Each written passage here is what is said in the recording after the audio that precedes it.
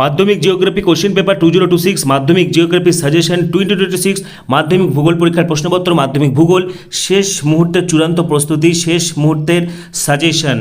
যে প্রক্রিয়ায় অসমতল বন্ধুরভূমি অপসারিত হয়ে সমতল বা প্রায় মাধ্যমিক জিওগ্রাফি কোশ্চেন পেপার 2026, মাধ্যমিক জিওগ্রাফি সাজেশন 2026, মাধ্যমিক ভূগোল পরীক্ষার প্রশ্নপত্র 2026 শেষ মুহূর্তের চূড়ান্ত প্রস্তুতি, শেষ মুহূর্তে ব্রহ্মাস্ত্র হিসেবে যে প্রশ্নগুলো পড়তে হবে। ওয়েলকাম এভরিওয়ান, 2026 সালের মাধ্যমিক পরীক্ষার্থীদের জন্য আজকের ভিডিও মোস্ট ইম্পর্টেন্ট হতে চলেছে। রাত পেরোলেই 2026 মাধ্যমিক অত্যন্ত গুরুত্বপূর্ণ পরীক্ষা ভূগোল, যেখানে কিন্তু প্রচন্ড একটা স্কোরিং সাবজেক্ট, যেখানে অনায়াসে তুমি কিন্তু 90 পার করতে পারবে 100-র মধ্যে। এবং যাদের প্রিপারেশন মোটামুটি রয়েছে তোমরা সহজেই কিন্তু 70 থেকে 80% নম্বর ভূগোলে তুলে নিতে পারবে। এবং যারা মোটামুটি একটু পড়াশোনা করেছো খুব সহজে কিন্তু তোমরা 90 অ্যাভাব করতে পারবে। একদম টেনশনের কোনো কারণ নেই। জিওগ্রাফি একটা হাই স্কোরিং একটা সাবজেক্ট, এখানে কিন্তু অত্যন্ত ঠান্ডা মাথায় তোমাদেরকে পরীক্ষা দিতে হবে। ভূগোলের ক্ষেত্রে বিস্তারিত তথ্য শেয়ার করে দিচ্ছি, শেষ মুহূর্তে প্রশ্ন সাজেশন শেয়ার করে দিচ্ছি। তার আগে বলছি যারা যারা আমাদের চ্যানেলে নতুন ভিডিও দেখছো এখনই সাবস্ক্রাইব করো, পরবর্তী সাজেশন প্রশ্নগুলির জন্য এখনই সাবস্ক্রাইব করো, পাশে থাকা বেল আইকনটি প্রেস করো এবং এই ভিডিওটি প্রচুর প্রচুর প্রচুর শেয়ার করে দাও। ঠিক আছে, তো মাধ্যমিক ভূগোল অত্যন্ত একটা হাই স্কোরিং সাবজেক্ট। এখানে কিন্তু তোমাদেরকে যেরকম এমসিকিউ এসিকিউ করতে হয়, সেই সাথে কিন্তু বাধ্যতামূলকভাবে ম্যাপ পয়েন্টিং করতে হয়। ঠিক আছে, সেই সাথে 2 মানের প্রশ্ন, 3 মানের প্রশ্ন, 5 মানের প্রশ্ন করতে হয়। সুতরাং মাথা ঠান্ডা রেখে পরীক্ষা দেবে এবং প্রথম 15 মিনিটটা কাজে লাগাবে। প্রথম 15 মিনিটে তুমি নির্ধারণ করে দেবে কোন কোন প্রশ্নগুলো তুমি করবে, ম্যাপ পয়েন্টিং এগুলো সব হালকা করে কিন্তু প্রথম 15 মিনিটে মাথার মধ্যে ঢুকিয়ে নিবে। কারণ টাইম ম্যানেজমেন্ট একটা অত্যন্ত গুরুত্বপূর্ণ ফ্যাক্টর জিওগ্রাফির ক্ষেত্রে। ঠিক আছে, কারণ এখানে তোমাকে ম্যাপ পয়েন্টিং করতে হচ্ছে, এমসিকিউ এসিকিউ তো রয়েছে, 2 মানের প্রশ্ন রয়েছে, 3 মানের প্রশ্ন রয়েছে, 5 মানের প্রশ্ন রয়েছে। সুতরাং ঠান্ডা মাথায় পরীক্ষা দেবে। ভূগোল প্রশ্ন তোমরা হুবহু কমন পাবে, কোনো অসুবিধার কোনো ব্যাপার নেই। পাশাপাশি দেখো ভূগোলের ক্ষেত্রে ছবি একটা অত্যন্ত গুরুত্বপূর্ণ পয়েন্ট। বেশ কিছু প্রশ্নে কিন্তু চিত্র উল্লেখ করে না দেওয়া থাকলেও চিত্র দেবে বা ম্যাপ হালকা করে এঁকে দেবে। ঠিক আছে, খুব যে পরিষ্কার বা খুব যে ভীষণ সুন্দর ছবি হতে হবে এরকম কোনো ব্যাপার নেই, নিট অ্যান্ড ক্লিন ছবি, কিন্তু চিহ্নিতকরণগুলো ঠিকঠাক করবে। ঠিক আছে, এবং ম্যাপ পয়েন্টিং অত্যন্ত গুরুত্ব সহকারে চিহ্নিতকরণ করবে এবং মূল খাতার সঙ্গে কিন্তু অবশ্যই অ্যাটাচড করবে। এই টিপসগুলো অবশ্যই মাথায় রাখবে। শেষ মুহূর্তে চূড়ান্ত প্রস্তুতি, শেষ মুহূর্তে ব্রহ্মাস্ত্র হিসেবে মাধ্যমিক ভূগোল যে যে প্রশ্নগুলো পড়তে হবে দিয়ে যাচ্ছি। তো দেখো মাধ্যমিক জিওগ্রাফি লাস্ট মিনিট সাজেশন 2026, প্রাকৃতিক ভূগোল প্রথম অধ্যায়, বহির্জাত প্রক্রিয়া তাদের দ্বারা সৃষ্ট ভূমিরূপ। ঠিক আছে, এখান থেকে 2 নম্বরের প্রশ্নের সাজেশন। আরোহণ কাকে বলে, অবরোহণ কাকে বলে, পর্যায়ন বলতে কি বোঝো, অগ্নিভবন কাকে বলে, পুঞ্জিত ক্ষয় কাকে বলে। আমি প্রশ্নগুলো পড়ে শোনাচ্ছি না, তোমরা এগুলো স্ক্রিনশট করো তাহলে তোমাদের সুবিধা হবে। ঠিক আছে, 1 থেকে 11।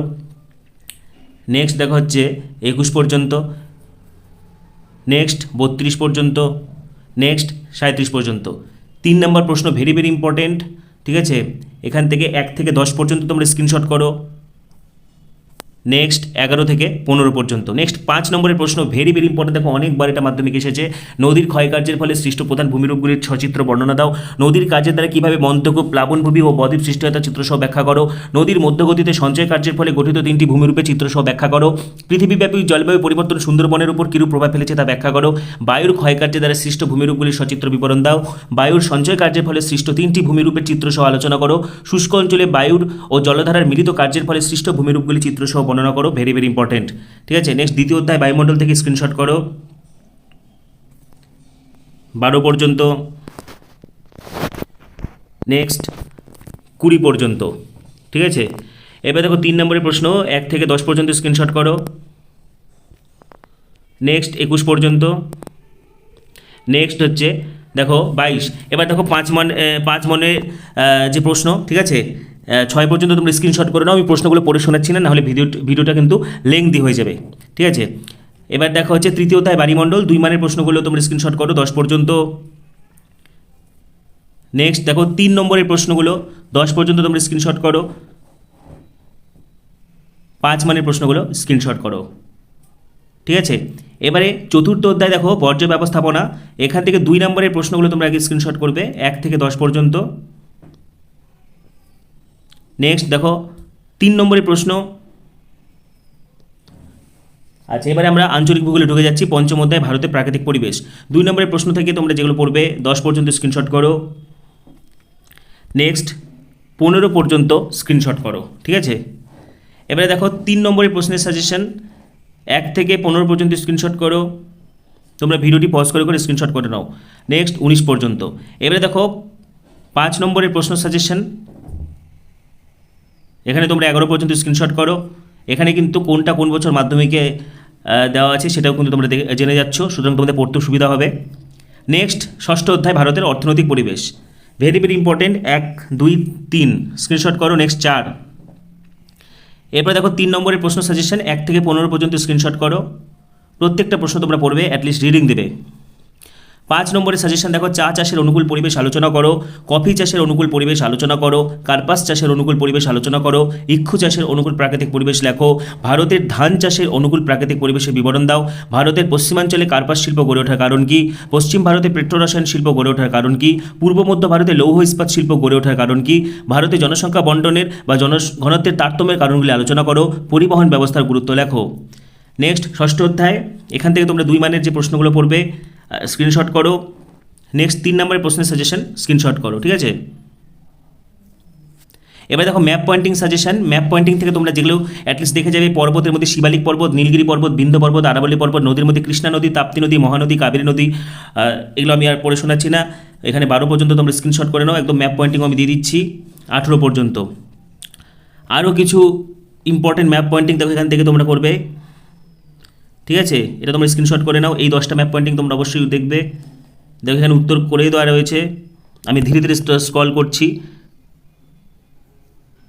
ঠিক আছে। নেক্সট, আরেকটি ম্যাপ পয়েন্টিং দেখো, এখানে যেভাবে চিহ্নিত করা আছে পরীক্ষায় সেভাবে চিহ্নিত করবে, এবং ম্যাপ পয়েন্টিংয়ের যে কাগজটা এটা কিন্তু মূল খাতার সঙ্গে অবশ্যই জুড়ে দেবে, ঠিক আছে। নেক্সট, এই 10টা একটু ভালো করে দেখবে, ঠিক আছে। বিন্ধ্য পর্বত, মালাবার উপকূল, কাবেরী নদী একটি অতি অল্প বৃষ্টিপাতযুক্ত অঞ্চল, একটি কৃষ্ণভিত্তিক অঞ্চল, উত্তর পূর্ব ভারতে একটি চা উৎপাদক অঞ্চল, পশ্চিমবঙ্গের একটি পেট্রোরসায়ন শিল্পকেন্দ্র, একটি ভারী ইঞ্জিনিয়ারিং শিল্পকেন্দ্র, পূর্ব উপকূলের একটি কৃত্রিম পোতাশ্রয়যুক্ত বন্দর, নতুন দিল্লি। দেখো এখানে করে দেওয়া রয়েছে উত্তর, ঠিক আছে। লাস্ট আরেকটা দিয়ে দেওয়া হলো। তো এই ম্যাপ পয়েন্টিংগুলো তোমরা অবশ্যই প্র্যাকটিস করবে। তো মাধ্যমিক জিওগ্রাফি কোশ্চেন পেপার 2026, মাধ্যমিক জিওগ্রাফি লাস্ট মিনিট সাজেশন 2026 শেষ মুহূর্তে চূড়ান্ত প্রস্তুতি, শেষ মুহূর্তে ব্রহ্মাস্ত্র হিসেবে মাধ্যমিক ভূগোল 2026 যে প্রশ্নগুলো পড়তে হবে দিয়ে গেলাম, ঠিক আছে। পাশাপাশি তোমাদের আরো কিছু জানা থাকলে কমেন্টে অবশ্যই জানাবে। পরবর্তী ভিডিওগুলির জন্য আপনি সাবস্ক্রাইব করো, পাশে থাকা বেল আইকনটি প্রেস করো, এই ভিডিওটি প্রচুর প্রচুর প্রচুর শেয়ার করে দাও। সবাইকে অসংখ্য ধন্যবাদ।